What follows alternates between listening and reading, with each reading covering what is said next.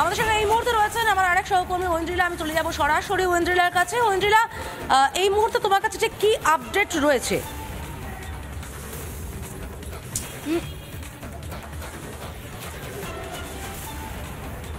সমাদৃতা, গতকাল যাদবপুর বিশ্ববিদ্যালয়ে ঠিক রাতের বেলায় যে ঘটনা ঘটে তারপর থেকে এখনো পর্যন্ত ওই ছাত্রীর তৃতীয় বর্ষের ইংরেজি বিভাগের ওই ছাত্রীর মৃত্যু ঠিক কি কারণে হলো, কারা ছিল সঙ্গে, এর পিছনে অন্য কোনো ঘটনা কিনা তা এখনো স্পষ্ট হয়নি। ফলত একাধিক প্রশ্ন এই মুহূর্তে উঠছে। যাদবপুরে গতকাল যখন সেই ঘটনা ঘটে তাকে সোজাসুজি নিয়ে আসা হয় যাদবপুর বিশ্ববিদ্যালয়ের একদম কাছেই যে হাসপাতাল রয়েছে কেপিসি মেডিকেল হাসপাতাল সেখানে, এবং তাকে তারপর যখন চিকিৎসকরা দেখেন তাকে মৃত বলে জানান চিকিৎসকরা। রাতভর তাকে রাখা হয়েছে তার দেহ এই কেপিসি মেডিকেল কলেজের হাসপাতালের মর্গে। আজকে তার ময়না তদন্ত করা হবে। দেখো, সরকারি যে নিয়ম তাতে আমরা জানি যে বিকেলের আগে পোস্টমর্টেম করাতে হবে। সেক্ষেত্রে দাঁড়িয়ে পোস্টমর্টেম রিপোর্ট কিন্তু অত্যন্ত গুরুত্বপূর্ণ। তার কারণ এখনো পর্যন্ত পুলিশ ধন্দেই রয়েছে। তার মা বাবাও এসেছিলেন সকালবেলা, আমরা খবর পেয়েছি এখানে আসার পর, এবং আপাতত তারা এই মুহূর্তে যে যেমনটা খবর তারা যাদবপুর থানায় রয়েছেন। যাদবপুর থানার পুলিশ এই মুহূর্তে খতিয়ে দেখছে, বাড়ির লোকের সঙ্গে কথা বলছে এবং একাধিক তার বন্ধু বান্ধবকেও ফোন করা হয়েছে। ডিটেলস দেওয়া হচ্ছে যে গতকাল ঠিক রাত 10টার পর কি এমন অনুষ্ঠান চলছিল যেখানে তাকে সেই শৌচালয়ের ধারে, সে পুকুর পাড় যে ঝিল পাড় আমরা বলছি, সেখান থেকে তার দেহ উদ্ধার হলো। এই জায়গা থেকে ইতিমধ্যেই পরিবার তো অভিযোগ করেইছে এবং গোটা বিষয়ে তদন্ত শুরু হয়েছে। তার পোস্টমর্টেম রিপোর্ট এই মুহূর্তে কেন গুরুত্বপূর্ণ তার কারণ এখনো পর্যন্ত তার মৃত্যুর কারণ কিন্তু খুঁজে পাওয়া যায়নি। প্রশ্ন উঠছে, নিশ্চিতভাবেই অনেকগুলো প্রশ্ন উঠছে, বিশেষ করে কলেজ ক্যাম্পাসে অনুষ্ঠান, সহপাঠীরা কোথায়, বন্ধুরা কোথায়? বন্ধু কিন্তু নিশ্চয়ই ছিল না এই ছাত্রী, তাহলে সে বন্ধুরা কেন টের পেল না দীর্ঘক্ষণ তাদের সঙ্গে? তাদের বন্ধু নেই, কি করছিল তারা? ভয়ঙ্কর বড় প্রশ্ন উঠছে এবং একের পর এক প্রশ্ন আমরা তুলছি। প্রাক্তন উপাচার্য বুদ্ধদেব সাউ, তার সঙ্গেও কথা বলেছিলাম আমরা। তিনিও যাদবপুর বিশ্ববিদ্যালয়ে এক দীর্ঘ টানা পড়েন দেখেছেন। তিনি কি বলছেন, তার অভিজ্ঞতা কি যাদবপুর বিশ্ববিদ্যালয়ে, শুনে নেওয়া যাক। ডেফিনেটলি একটা আছেই যে সিকিউরিটির অভাব এবং অবশ্যই সেটা কর্তৃপক্ষের গাফিলতি। এটা তো খুবই দুর্ভাগ্যজনক। মানে রাত্রি 10টার সময় কি ঘটতে পারে যেখানে ছাত্র, যদি সে মানে নার্কোটিক ব্যবহার করেও যদি জলে পড়ে যায় আমি ধরে নিই, তাহলে রাত্রি 10টা ইউনিভার্সিটির ভেতরে নার্কোটিক্সের বাজার চলছে। যাদবপুর ইউনিভার্সিটির অ্যাডমিনিস্ট্রেশন যে কতদিন থেকে ফেলিওর সেটা তো দেখতেই পাচ্ছে। রাজ্য সরকার আছে, তারপরে রাজভবন দুটো আছে, যাদের মধ্য দিয়ে ইউনিভার্সিটির একটা কন্ট্রোলিং হয়। যদি চোখে সরষের ফুল দেখে আর মানে ঘুমিয়ে বসিয়ে থাকে, তাহলে তো ইউনিভার্সিটির এরকমই হবে। আমরা আমাদের সঙ্গে টেলিফোন লাইনে পেয়ে গিয়েছি প্রাক্তন উপাচার্য অভিজিৎ ভট্টাচার্যকে। অভিজিৎ বাবু, আপনাকে স্বাগত রিপাবলিক বাংলায়।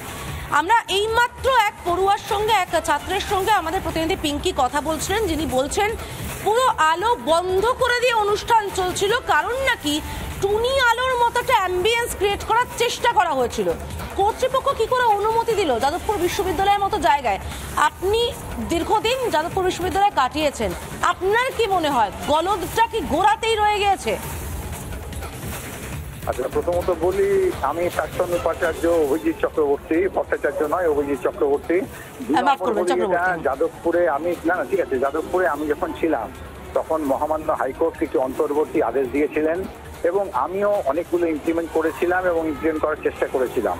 সেইগুলো যদি ঠিকমতো মান্যতা দেওয়া হতো, অর্থাৎ আমার সময় আমি প্রচুর সার্চ লাইট লাগিয়েছিলাম, ফ্লাড লাইট লাগিয়েছিলাম, সেগুলোকে আমি আসার পর কে বা কারা খুলে নেয় এবং ভেঙে দেয়।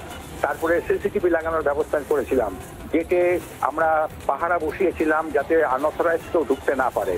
রেজিস্টার বুক চালু করেছিলাম, মধ্যরাত্রে আমি ঘুরে বেড়াতাম এবং সেক্ষেত্রে কোনো কিছু অনৈতিক দেখলে সঙ্গে সঙ্গে সেটাকে আমি প্রতিহত করার চেষ্টা করতাম এবং আমার সঙ্গে লোকজন থাকতো। যাদবপুরের অ্যাডমিনিস্ট্রেশন তখন খুব সাহায্য করতো এবং সেই সঙ্গে আমি একাডেমিক ডিসিপ্লিন ফিরিয়ে আনার চেষ্টা করেছিলাম। এবং এই যে ব্যবস্থাগুলো, এই ব্যবস্থাগুলো যতক্ষণ না করা হচ্ছে একাডেমিক ডিসিপ্লিন, সেটা মানতেই হবে। সেখানে মুক্ত মঞ্চ থাকবে, মুক্ত মন থাকবে, মুক্ত মনা মানুষ থাকবে, কিন্তু তার মানে উচ্ছৃঙ্খলতা করা যাবে তা নয়। এবং বহিরাগতদের প্রবেশটাকে নির্দিষ্ট করতে হবে এবং সিসিটিভি বসবে। এবং সবচেয়ে বড় কথা, অন্তর্বর্তী যে আদেশ দিয়েছিলেন মহামান্য হাইকোর্ট, সেই আদেশ অর্থাৎ পুলিশ পিকেট থাকবে, কোথায় থাকবে, কি থাকবে, সমস্ত তারা বলে দিয়েছিলেন। সেইগুলো যদি না করা যায় এবং ক্যাম্পাসে যদি প্রপার পুলিশি ব্যবস্থা না করা যায়, ক্যাম্পাসে যদি প্রপার সিসিটিভি না করা যায়, ছাত্রদের মধ্যে কঠোরভাবে একাডেমিক ডিসিপ্লিন মেনটেন না করানো যায়, কিছুতেই যাদবপুর থেকে দুর্ঘটনা বন্ধ করা যাবে না। একাডেমিক ডিসিপ্লিন রাখতে হবে, ছাত্রদের মেনে চলতে হবে, যেসব ছাত্ররা মানবে না তাদের বিরুদ্ধে ব্যবস্থা নিতে হবে। কোনো ইউনিয়ন, কোনো অ্যাসোসিয়েশনের এর বিরুদ্ধে, একাডেমিক ডিসিপ্লিনের বিরুদ্ধে, অনৈতিক কাজকর্মের পক্ষে কথা বললে মানা হবে না। সেইটা যতক্ষণ না করা যাবে ততক্ষণ অবধি যাদবপুরে কিচ্ছু করা যাবে না। ধন্যবাদ। অনেক ধন্যবাদ আমাদের সাথে কথা বলার জন্য। আমরা কথা বলছিলাম প্রাক্তন উপাচার্য অভিজিৎ চক্রবর্তীর সঙ্গে, এবং অভিজিৎ বাবু বলছেন তিনি তার সময় সার্চ লাইট পর্যন্ত লাগানোর ব্যবস্থা করেছিলেন। তাহলে সেই সব সার্চ লাইট, সেই সব আলো গেল কোথায়? এরকম অন্ধকার পরিস্থিতিতে অনুষ্ঠান চলবে, এই অনুমতিটা দিল কে? বড় প্রশ্ন উঠছে এই মুহূর্তে। আমরা কথা বলেছিলাম দিলীপ ঘোষ, বিজেপি নেতা দিলীপ ঘোষ, তার সঙ্গে তিনি কি বলছেন আমরা শুনে নেব। ইউনিভার্সিটি কলেজগুলো আজকাল সমাজ বিরোধী আখড়া হয়ে গেছে। অনভিপ্রেত ঘটনা ঘটছে, মহিলাদের উপর অত্যাচার হচ্ছে, মহিলা স্টুডেন্টদের উপরে অত্যাচার হচ্ছে। আর এটা গ্রামগঞ্জে যেমন হচ্ছে, কলকাতার বুকেও বিভিন্ন ইউনিভার্সিটিতে ঘটনা ঘটছে। চিন্তাজনক এটা।